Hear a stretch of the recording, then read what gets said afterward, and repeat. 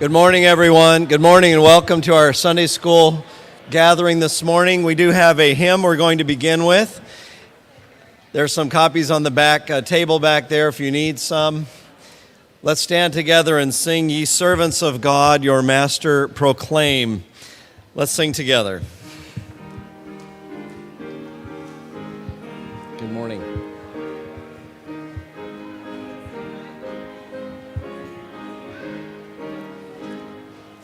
Ye servants of God, your master proclaim, and publish abroad his wonderful name, the name of victorious of Jesus extol. His kingdom is glorious and rules over all. God ruleth on high, almighty to save, and still he is nigh, his presence we have. The great congregation his triumph shall sing, ascribing salvation to Jesus our King. Salvation to God who sits on the throne. Let all cry aloud and honor the Son. The praises of Jesus the angels proclaim. Fall down on their faces and worship the Lamb. Then let us adore and give him his right. All glory and power and wisdom and might, all honor and blessing with angels above, and thanks never ceasing and infinite love. Amen.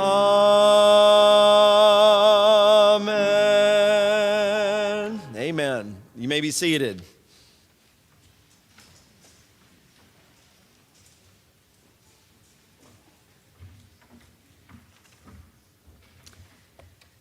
How many of you ladies have ever dreamt of being a princess?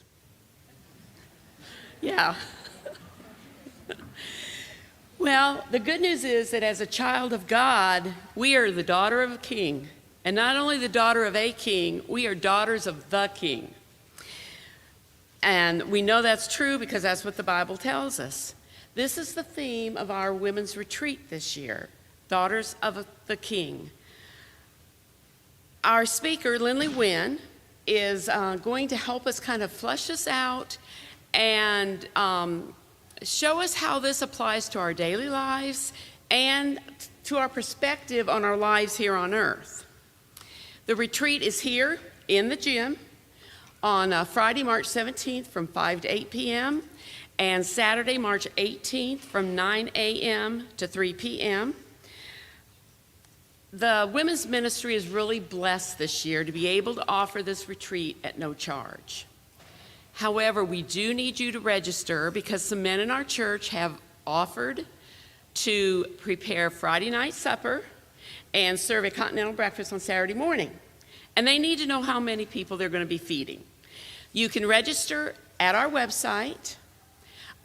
If you would rather do it in person, there'll be a couple of us in the back after class this morning that you can come talk to us. If you have questions, you can come ask your questions. Registration deadline is March 1st, so that's a week and a half from now. And we also have some housing options if you want this to be an overnight retreat. At home, but overnight. You can talk to Sue O'Brien about that. We have some flyers. If you need one, it's got all this information on it. Mary and Jennifer will pass you one, so just raise your hand if you need a flyer with some of this information. Gentlemen, you can have a part in this. For one thing, we would ask you to pray for our retreat. For another thing, you can encourage the ladies in your families to come. Thank you.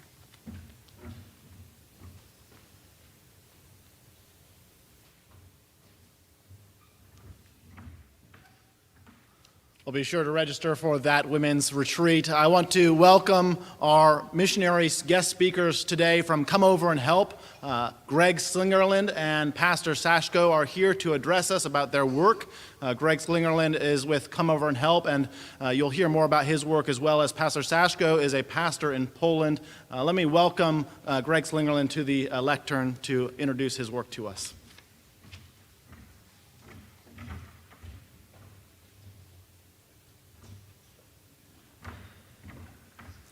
Well, it's good to be here this morning with you all. I live up in the Niagara region in Ontario, Canada, so it took half an hour for the plane to be de-iced before I came here, just to give you a sense of how nice it is to be here. We also have a special guest with us this morning, Pastor Sashko and his wife Anya from Krakow, Poland. They're at Christ the Savior Presbyterian Church there, a new church plant. So he'll be telling us about how that church began and about the remarkable year that they've had since the war in Ukraine. But just to recap, maybe for some of you who are a little bit unaware about Come Over and Help, we are a Reformed parachurch organization, and our vision is to see thriving, biblically faithful churches serving in Eastern Europe, the former Soviet Union. That is our vision. So once these churches can stand on their own, then there's no longer a need for Come Over and Help. And our name, Come Over and Help, comes from Acts 16:9, where Paul is traveling towards Rome. He receives a vision from a man from Macedonia who says, "Come over into Macedonia and help us." And so Paul stops his journey and he heads north into what is today the Balkan Peninsula. And this same call, Come Over and Help, was heard by a group of Dutchmen in the 1970s in Holland. And they'd heard about the persecution, the repression that was happening behind the Iron Curtain. And so they took their families, there was 4 men, they took their families on a vacation, a holiday, into what was then Czechoslovakia and into Hungary. And they put the Bibles in the floor and the walls of their little campers, and they drove across, and they distributed the Bibles. They were struck for the need to bring the Word of God into this area, and so they started fundraising, and Come Over and Help was born. And if you want to read, or maybe your teenagers would want to read more about this time period in history, 2 good resources that I could point you to would be God's Smuggler. So that previous picture was of Brother Andrew, which Come Over and Help followed that example. He was also Dutch. He just actually passed away about 2 months ago. The other one is Tortured for Christ from Pastor Richard Wurmbrand, who was arrested in Romania for many years for his evangelizing. And eventually he started Voice of the Martyrs. Today, of course, the Soviet Union is no more. Although, of course, with Russia, they would very much like it to be back again, as we'll hear about later. But today, Come Over and Help is involved in quite a few countries, as far east as Siberia in Russia, all the way to eastern Germany. There's a church plant that we're just getting involved in there. And as far south as Armenia and Albania. And Come Over and Help today, in order to help foster thriving churches, 3 areas that we are involved with is training and equipping, church planting, and also ministries of mercy. And so we'll hear a little bit with the church in Krakow how that church in a way is involved in all 3 of these strands through literature, relief work now with all the refugees that have come into Krakow, and then also, of course, it's a church plant. Another ministry that I just want to briefly tell you about that kind of has some lines of intersection as well is this pastor here in this picture. This middle figure here is Pastor Mazipa from Kyiv, Ukraine. He has a small Reformed church in the city, but he's also a prison chaplain. And he serves in 4 different prisons in and around Kyiv. And so he regularly goes there, and he has a good relationship not only with the prisoners, but also with the prison administration. He has regular prison chapels. He has Bible studies that he carries out. He brings literature into the prisons as well. Here he is. This picture was taken shortly before the invasion happened in about a year ago, January. So here he brought in Bibles and tea for the prisoners. Many parts of the prisons in Ukraine, of course, are very rough places, as you can imagine. This prison that he was visiting, many parts of it are not heated, so using some of the winter help funds from Come Over and Help, bringing tea in for his visits and other sanitary products, and in this case, Bibles as well. Once the prisoners leave the prison system, they often will go back into the same patterns of crime, or a lot of them are involved with substance abuse problems. So there's rehabilitation centers that Come Over and Help supports as well. And in this one here, this one is in this little town of Mangush, which is close to Mariupol in Ukraine. And so these men here, they've come out of prison, and they live together, they learn new life skills, and they also do different Bible studies and so on. Here they're studying a book that Come Over and Help translated and published. This is the letters of John Newton. And so they've been studying this. Sadly, this home that they're in has been taken over by the Russians, has been closed down. So we're not exactly sure what state this center is anymore. The men have been sent home or to other places. Another area that Come Over and Help is involved with is pastors' conferences. Many of the churches that we work with are very small. They're often isolated. And so pastors' conferences are an important way for these pastors to get together, to be encouraged, to have a time of rest, to be edified. This one was from this past spring. Dr. Ian Hamilton was there. He's in the back row. One of the men you might recognize in this picture in the back corner is Reverend Peter Szabo, who I think has preached here before from Budapest. And I think Dr. Phillips is going to be headed to Budapest this spring for a conference with these brothers. Another area that we are involved with is also seminaries. So we support 4 different seminaries in Eastern Europe and Central Europe. A new one, actually, that is now in the works right now is in Minsk, Belarus. Belarus, as you know, is very closely tied in with Russia. They have an open border with Russia. It's a very despotic government, a lot of political oppression. And so these men were once studying at seminaries in Ukraine or in Latvia, but can no longer leave the country. And so it looks like they're going to be starting a Reform Seminary of Minsk. So this is the kind of the start, the core group of this seminary. Then moving on to Ukraine. The war in Ukraine has been, of course, the seismic event in the last year. It's been almost, I think, on the 24th. That will be a year since the invasion started. And so Come Over and Help has been involved with relief work in Ukraine, and then also refugee support in the neighboring countries. Of course, millions of Ukrainians have fled the country. Today, our focus for relief work is mostly in the eastern part of Ukraine, where most of the active fighting is happening right now, although from time to time it flares up again in some of the major cities. So we're bringing relief supplies to these areas.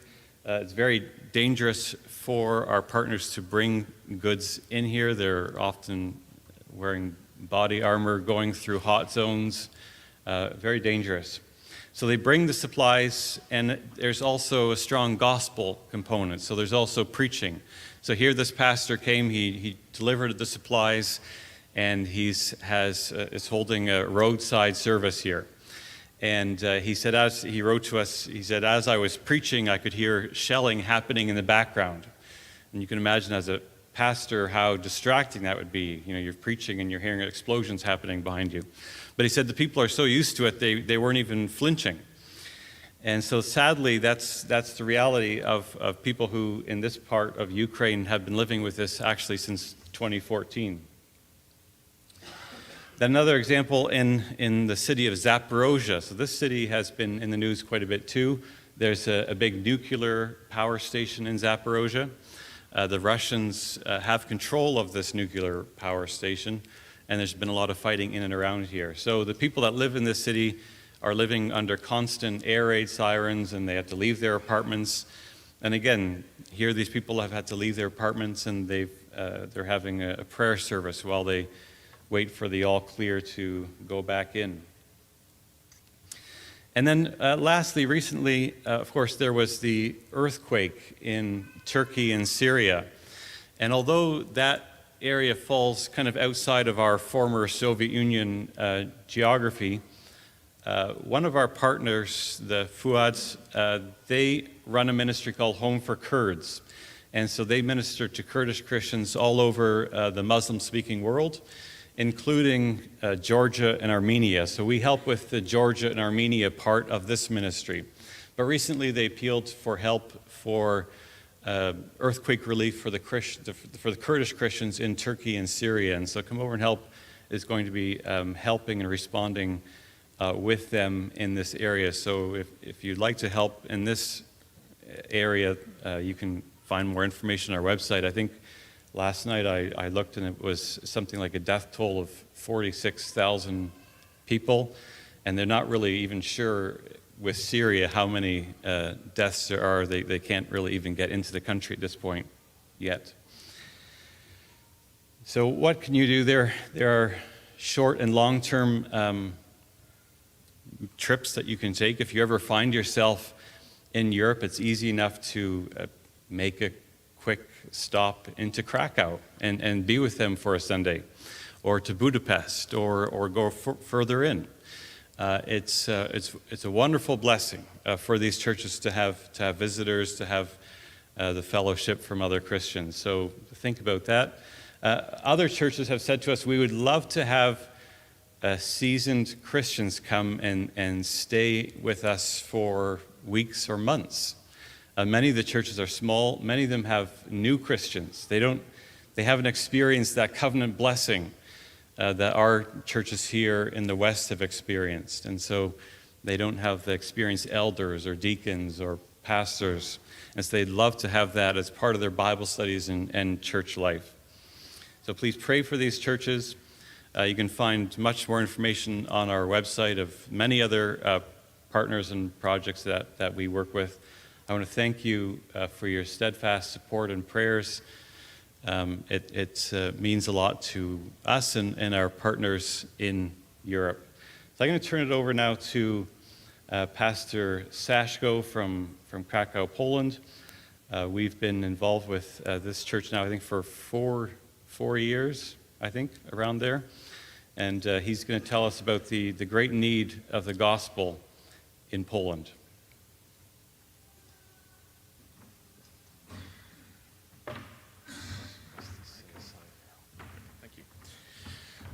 Good morning, everyone. It's a pleasure to be here, a privilege. My name is Sashko Nezamuddinov.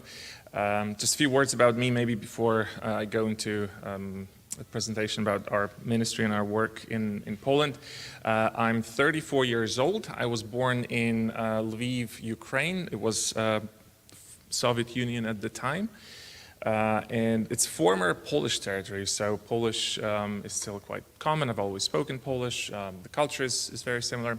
And then I moved to Poland 13 years ago, and I've lived in Krakow since 2013. And I've been involved in the work of this church plant for the last 7 years, Christ the Savior Presbyterian. I'm married. This is Anya in the front row here. We've been married for 4.5 years now. We don't have any children yet. We did adopt a cat a few months ago to kind of practice on, but I hear it's not the same. But yeah. So we're in Krakow. Krakow unfortunately it's not on this map, but it's south of Warsaw. It's in the south of Poland. Poland is a country that's centrally located.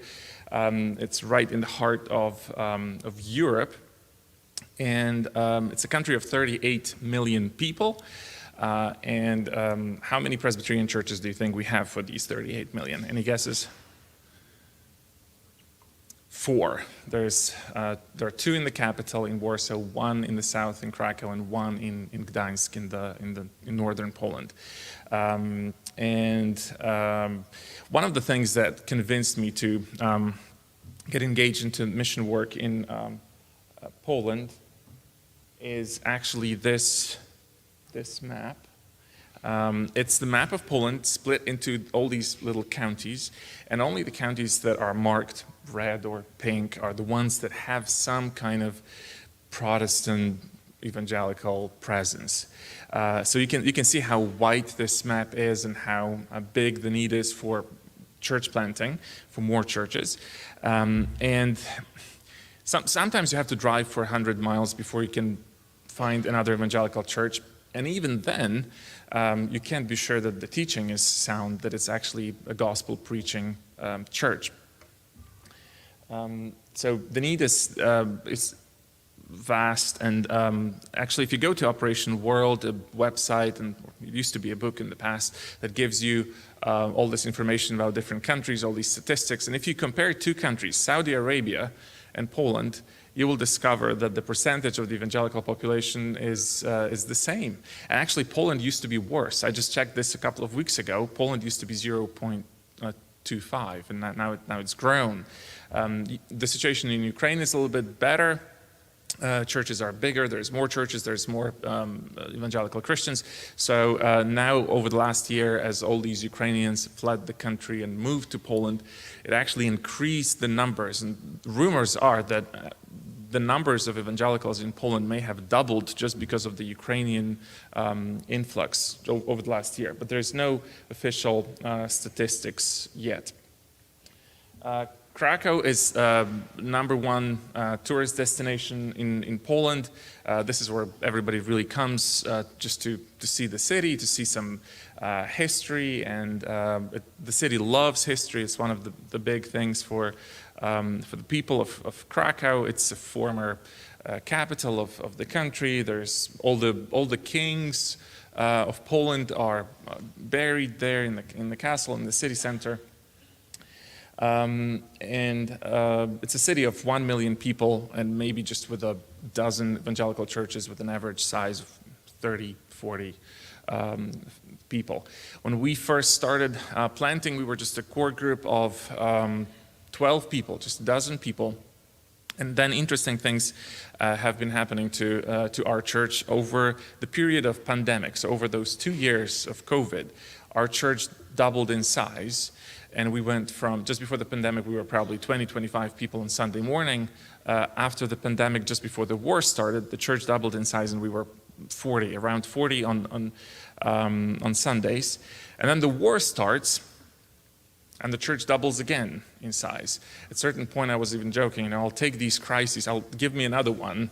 I'll keep coming, because if this is what the Lord will be doing, I'm just happy to be part of it. And the COVID situation especially just was a great reminder of the sovereignty of God, and of how it's actually God who saves his people, who brings his people, and it's nothing that we do. We couldn't do anything. We couldn't do any big outreach events during COVID. It wasn't possible, and yet just God kept bringing people. This is a very unique time in Polish history. It's 90% of the country would say that they are Catholic, but this is probably the first time that this society is getting quite polarized. The attendance of the Catholic Mass on Sunday is dropping. It's probably the lowest in history, though it's still officially the biggest and the highest in Europe. People, a lot of people are leaving the Catholic Church because the leftist media have highlighted all these church scandals and money schemes and all of that. So people are just disillusioned with the church, and there's this big exodus from the Catholic Church, and a lot of people look for alternatives. Some people just write off spirituality and the existence of God completely because, well, this priest abused the child, therefore God doesn't exist. That's more or less how they jump to that conclusion. Others just think, okay, the Catholic Church is corrupt, maybe there are other options. And an average Polish person doesn't know about options because an average Polish person has never been to a non-Catholic church or worship service. An average Polish person doesn't have a Protestant friend, so they don't even know that there are other opportunities. And then churches don't own buildings. They're not visible in Protestant churches. They're not visible in the city, in the community. But I would say it's the best time probably to evangelize in Poland and to invest into gospel work. And like Greg mentioned, the last year for us has been absolutely unique and very different. On the 24th of February, almost a year ago, Anya woke me up with probably the most horrific words you can hear or wake up to. She said, "Wake up, the war has started." Nobody believed it would happen until the last minute. People in Ukraine were going to concerts and just restaurants the night before.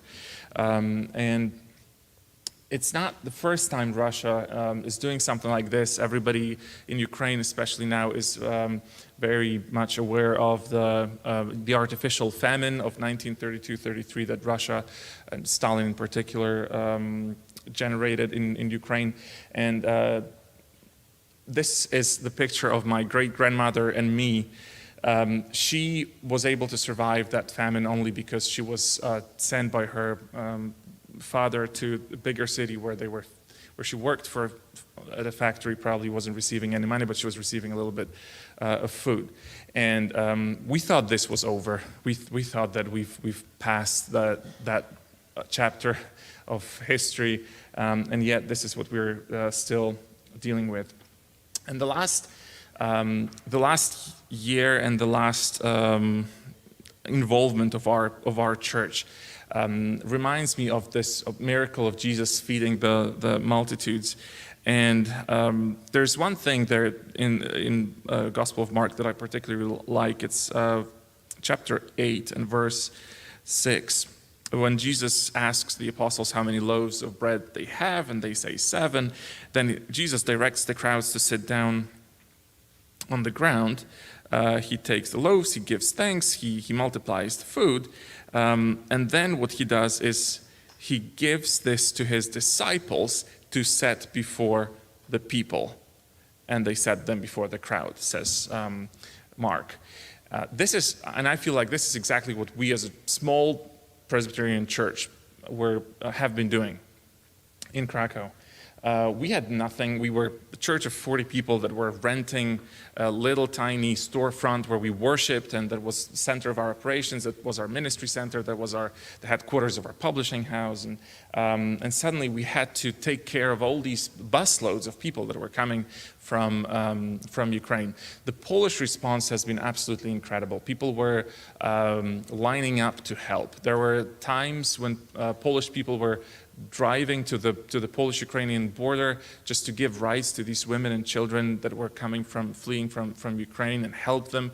There were times when there were more people willing to give rides than actually people that needed them.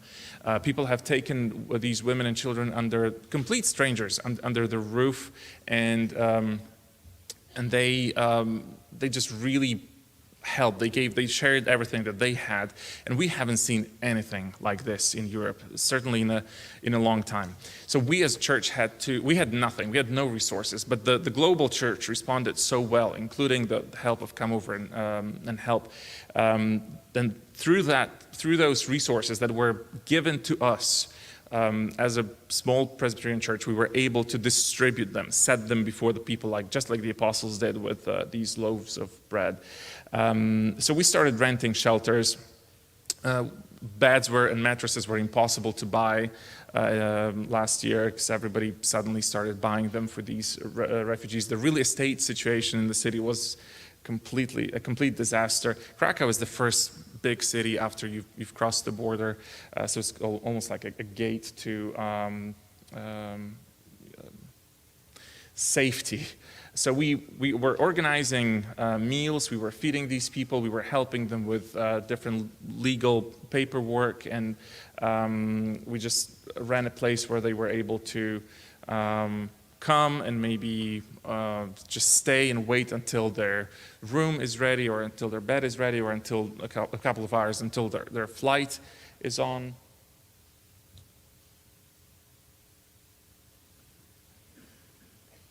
Greg, I think it froze. Oh, is it moving? Okay, yeah. So we were children. It's women and children. Men are not allowed to leave Ukraine unless they have 3 children or more. So it's primarily women and children. And we knew one thing immediately back then in March and April. We knew that all these Ukrainian kids, they are going to be either online at their Ukrainian schools, or they would join local Polish schools right away. And that's exactly what happened. And we knew that come summer, these kids will be just stuck in the city in a new place where they maybe don't speak the language or don't understand it fully. Polish and Ukrainian are quite similar, but still, for children, this is a new setting. They don't have friends, everything's new. These women and children were not very likely to, in the summer, to go on a beach holiday in Italy or Spain, so we knew the kids will be just in the streets. So as part of our response, our church wanted to run a longer, pretty much summer-long VBS, and we did it for 10 weeks. We had 100 kids, and we did it in 2 shifts. There was morning shift for younger kids, afternoon shift for slightly older kids. One of our church members became our full-time children's worker and coordinator. She doesn't want to even hear this abbreviation anymore, VBS. She said never again. And she's terrified of the fact that we are planning just 1 week long VBS this coming summer. But she just soldiered through this. We had people from different churches in the States, in Northern Ireland, come and help us with just volunteer. There were weeks when it was just us, just our church, and we had no help. And the response has been absolutely great. We've seen some of these people come to church. We've seen some of these people. We are developing and continuing those relationships with, especially with the teens, because I think we all clicked there very well. Another thing that we've been doing, and that's connection with parents at VBS. It's women's ministry, and we've been doing Bible studies for these women. And one more bigger thing that we've also, as a church, have been involved in is our publishing ministry. Now, as the war started, we've also started producing some literature in Ukrainian. But for us as a church, I'm going to jump to another chapter, another type of ministry now before I run out of time. The Reformed faith in Poland was picking up really well in the 16th century. As soon as it started in Germany and in Switzerland, Polish noblemen and university people, educated people, were corresponding with Calvin. They were corresponding with all the big thinkers of Western Europe. And just our little region of southern Poland had 200 Reformed churches. And then the Jesuits came and the Counter-Reformation came, and it undid it all. But from that 16th century, there are all these traces, beautiful traces of Reformed history. For example, Krakow, on the left-hand side, you see the printer's seal. There was a Reformed publisher. The guy was called Maciej Wierzbięta. His initials are M and W, and that's what you see under this little tree. His last name derives from the word willow tree, so hence that little tree in the center. And he was translating literature into Polish. He was writing his own Christian literature, and he was publishing local Protestant authors. And he was printing their books. It all, of course, died out back in 16th century. But when we started our church plant, one of our biggest frustrations was we didn't have anything to give to these people. People were asking us, "You're Presbyterian. What does that mean? What is this?" So we started just translating books by R.C. Sproul, by Kevin DeYoung, and it just started with little booklets, and it's grown.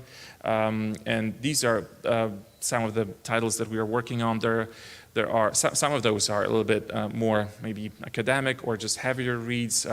Next month we should receive the first volume, book 1 and book 2 of Calvin's Institutes, for example.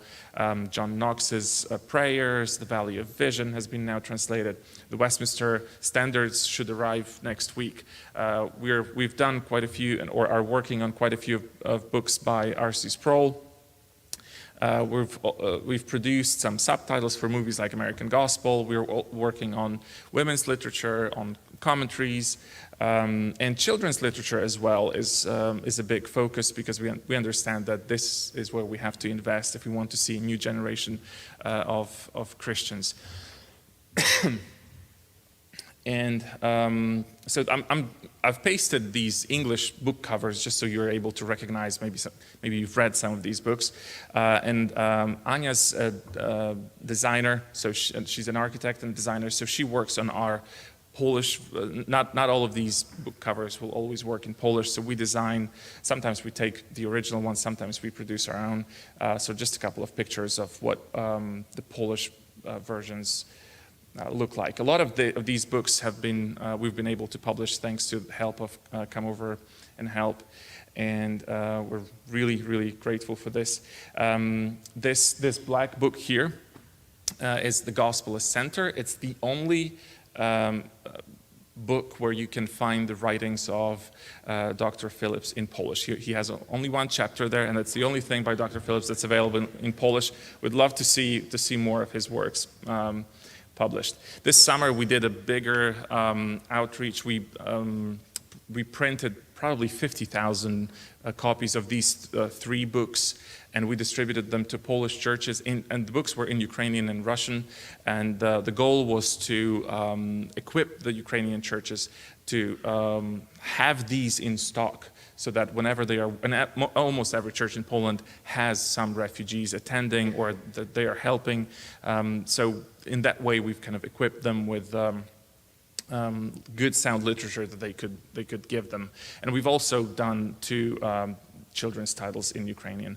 Let me just leave you with a couple of prayer requests that, and they are bigger projects that I'm personally just really excited about. One of them is Sunday school curriculum, and it would be ideal if we were able to produce it in both Polish and Ukrainian, because you now have all these Ukrainian children attending these Polish-speaking churches. So it would be good if their Sunday school was able to study the same things, use the same materials, but in both languages, hard languages. Crossway are about to publish Sunday school curriculum based on the biggest story, and then the Bible that Kevin DeYoung, children's Bible that Kevin DeYoung has recently produced. And based on that, there will be a new curriculum coming out from Crossway within weeks. So this is one of the biggest projects that we would like to work on, that we would like to accomplish.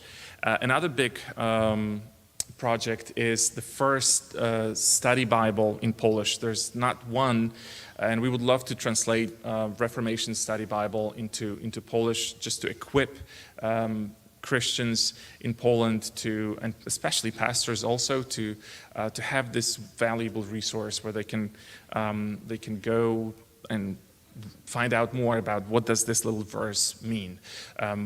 Because churches are so small in Poland,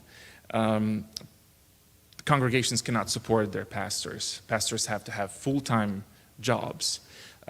They're usually married, they have children. So they have full-time job, they give the rest of their time to the family, and then the church that they pastor gets whatever's left of that time. So it's almost like, oftentimes it's just like a hobby club that gets together on Sunday morning, and the pastor doesn't have any time to study, he doesn't have time to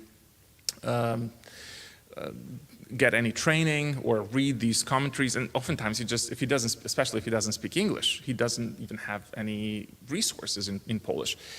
So we started translating a couple of pages just to see what it would look like, where do we have to pay attention, and these are some of the screenshots from our first fruit.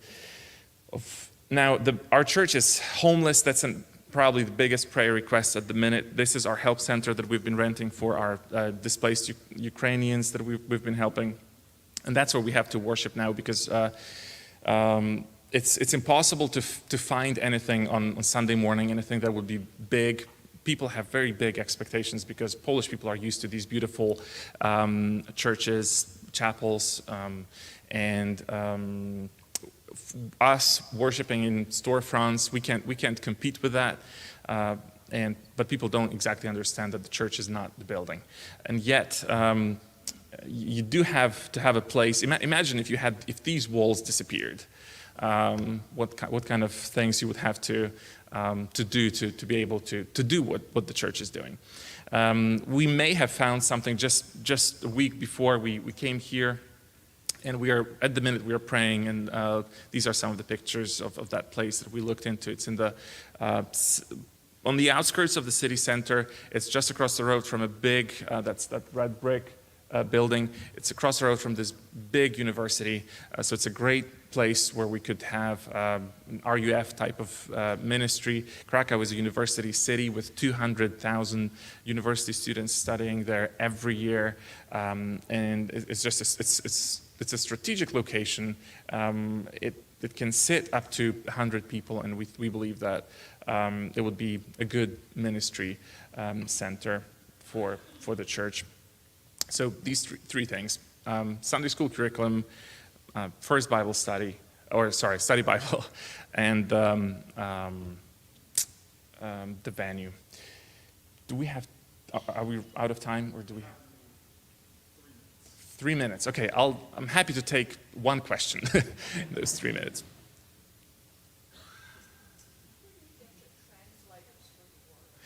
Yeah, where do we get our translators for the work? So we have a team of probably a dozen translators, and I do a sneaky thing. I go to Catholic bookshops, and I open the copyright page, and I see the names, and I write down the names, and then I find them on Facebook or just Google their names, and then we hire them. And then some of them are not Protestants, because it's very difficult to find Protestant translators in Poland that have the time, that can do quality work, or actually would be capable for that. So we do hire them, and then we just on the proofreading level, if there's anywhere where they made a mistake, we verify the text with the original. We make sure that there's no theological mistakes. But that's where they come from. We outsource that to probably a dozen of people. Good question. Thank you. Yes? Yes, so Ligonier have helped us and sponsored this sampler, which just has it's the Ephesians are now done, and the first 10 Psalms. So Ligonier have sponsored that stage, and they're happy to license this to us, and it's probably a 5-year-long project, but they are absolutely behind this. Yeah, they're very supportive. All right. Thank you so much for having us. It's a real privilege to be here.